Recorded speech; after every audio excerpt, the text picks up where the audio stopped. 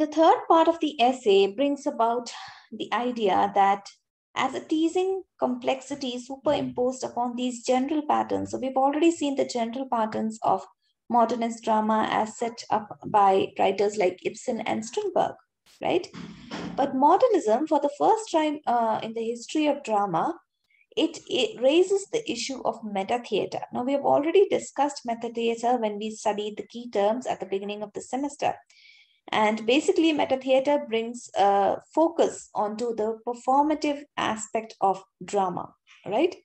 So there's a critical Lionel Abel who's mentioned here, and Lionel Abel believes that the concept of meta theater rests on two basic postulates or two basic ideas.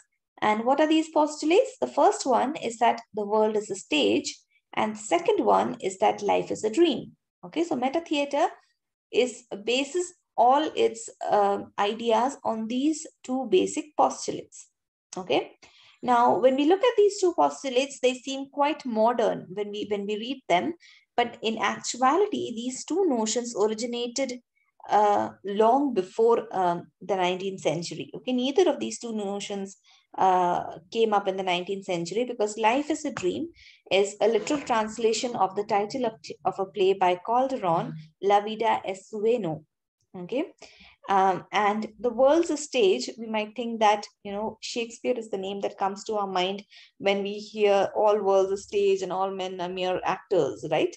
But it was even before Shakespeare, this was there. All right. So the first one, La Vida es Sueño, or Life is a Dream, was in 1635, and World's a Stage, or Theatrum Mundi, was something that was there even long before Shakespeare and other Renaissance dramatists took up this idea. So neither of these two ideas are belonging to the 19th century, and hence none of these are modern. Then how, or why rather, do they become definitive of a modern drama as such, right? So Elizabeth Burns is an English philosopher. She derives the metaphor of Theatrum Mundi, or the world's a stage, from the idea that God was the sole spectator of man's action on stage of life. Okay, the world is a stage. The idea of this comes from the fact that she's using this as a metaphor to show that how God was the sole observer of everything that happens in our world. Right, so all men are actors on stage, and God is the one who's watching. He's the sole spectator. Okay, in the early religious theater, we know that the origins of drama, not European drama as such, but drama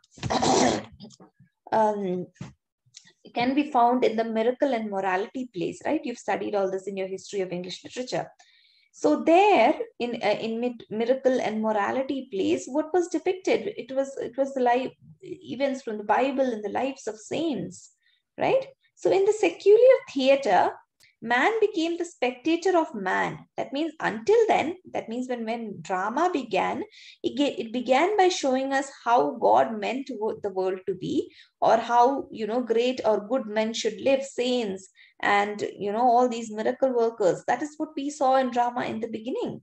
But later, man became the spectator of man. That after miracle and morality plays, the plays that came later depicted man on stage, the common man.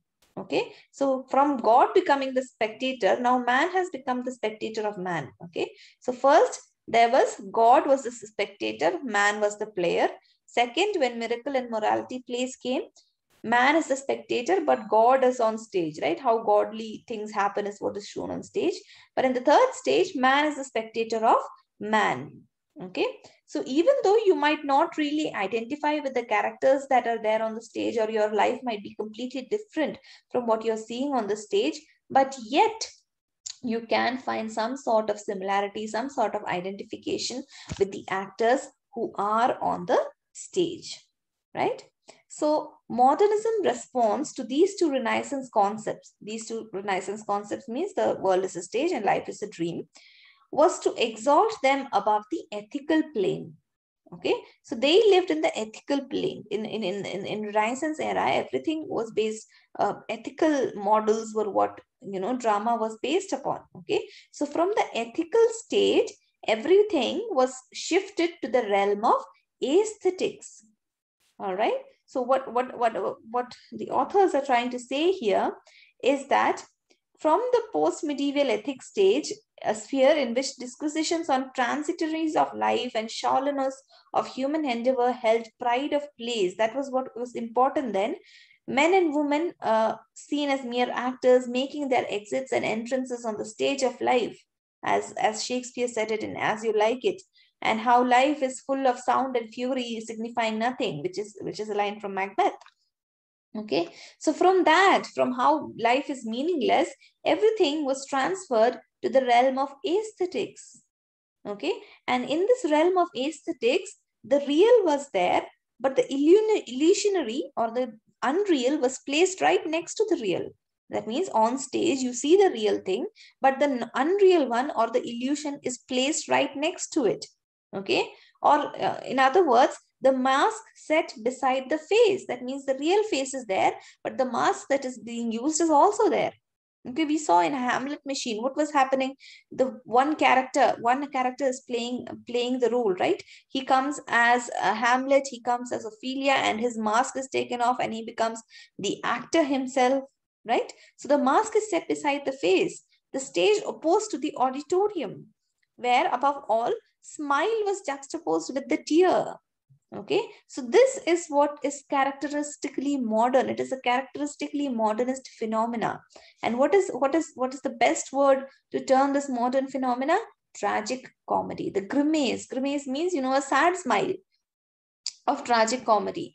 That is what defines modernist drama in the best way possible. Okay, tragic comedy is something which is deeper and grimmer, but at the same time, there are elements of comedy also. It is not tragedy as such, but there is some tragedy along with some comedy. And that is what modern life can be defined in the best, that is how modern life can be defined in the best way possible. Okay, so there is a knowingness, okay, which for the first time implicates the spectator in the very structure of the drama. That means now the audience is not separate from the drama, the audience is part of the drama. And hence, when the playwright is writing the drama, he includes the audience into the drama. He thinks of the spectator not as someone who's passively sitting and watching, but as someone who's actively involved in the play. Okay, so that is how modernist aesthetic form was brought out. Now then he goes on to talk about two major works of modernist drama, The Wild Duck by Ibsen and Waiting for Godot. Right, we know about Waiting for Godot. The Wild Duck might be the one which you have not heard of. Now it is also an existential play. Both of them are existential play. Hajlamar, I think that is how that name is pronounced. That is the name of a character in The Wild Duck. Okay, and basically his life is built upon lies, is what it's the context of the play is. Okay, so he is dealing with the suicide of his daughter Hedwig. Okay, and while this person is like a spectacle, at the same time we have characters like Estragon and Vladimir, okay, who are trying to kill themselves with a rope, but that same rope is used to hold up Estragon's trousers, right? And at the end of the play, when he's been asked to pull up his trousers, he's thinking that he's being asked to pull. You want me to pull off my trousers? Okay, and that is how the play ends. They say that let's go, but they do not move. Okay, that is the most absurdist play ever, and it is also what is definitive of modern life. I hope you're familiar with the plays, otherwise this paragraph might be a little bit confusing for you. So what's basically said here is that these two plays, one by Ibsen and one by Beckett, right, they are characteristically extremely different. All right, these two works, that means the characters of Jalamar and the characters of Estragon and Vladimir, belong to two different poles of modernism. Okay, hence Ibsen and Beckett represent poles of modernism in time and in spirit. Okay, and that is the basic difficulty of modernism. That means you cannot really define modernism, because these two writers who belong to the modernist period, who are known as modernist writers, are writing in such extremely different ways, right?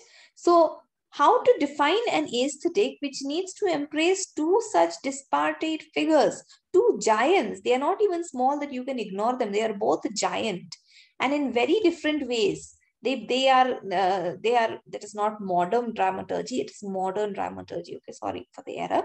So these two disparate figures, or these two giants, are representative of modern dramaturgy. But how do you bring them together to create a single definition is the problem here.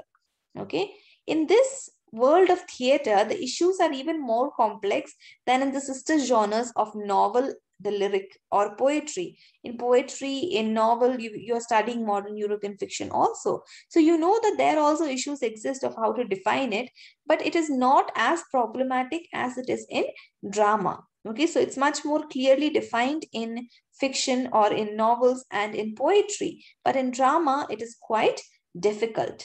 Okay, because in modern drama, the tendencies of modern drama as such are divergent, contradictory, and hence one cannot bring them together to define that, yes, this is modernist drama. So we began this essay by saying how Ibsen is the founder, but someone who came after him, someone like Beckett, is on a completely different plane from him. So then how do we define modern drama, or how do we find a pattern is the problem here. And that is how part 3 ends. Thank you.